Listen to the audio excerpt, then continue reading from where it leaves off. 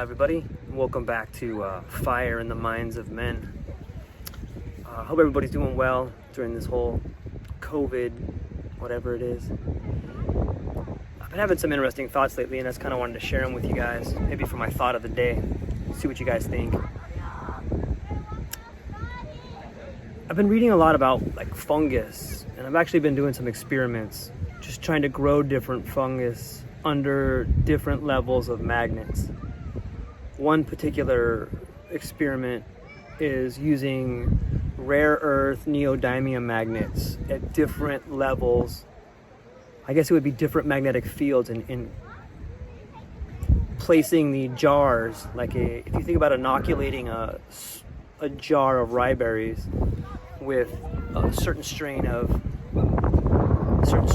fungus and then watching it grow. There is,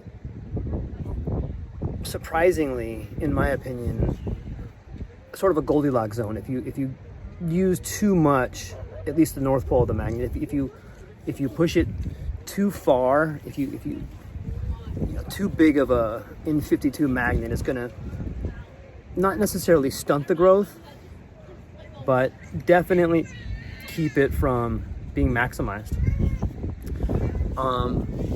Likewise, actually not likewise with the smaller magnet, you're gonna see an impressive growth rate and potency from my experiments, which you guys can look up if you subscribe to my channel and leave some comments. I'll tell you where to go to look at all that work.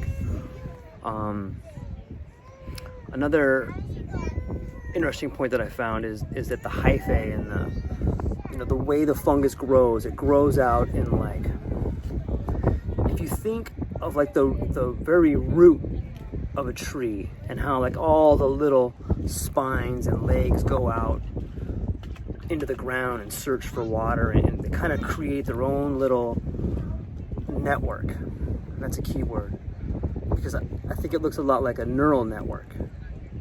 And that's the thought I've been having, is that if you look at the way the fungus grows underneath the soil or in the rye berries, it branches out into a network which is almost exactly synonymous with the neural network or the neural pathways in our brain, the synaptic gaps and the dendritic spines. And a little bit later I'm going to share with you guys a recent study done that talks about how certain types of psilocybin mushrooms are actually able to grow dendritic spines and increase the veracity or increase the ability to make those dendritic spines in the brain. And I think that's why they're having so much success with using psychedelics as an opportunity to get people over, trauma and help them be able to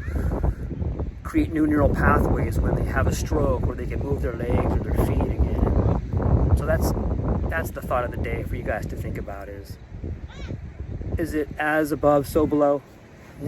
Are the neural networks in our brain the same as the root networks of fungus?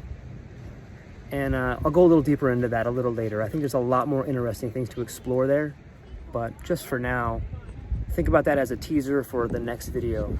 And do me a huge favor and please subscribe and leave some comments below. Happy to answer any questions. All right, aloha.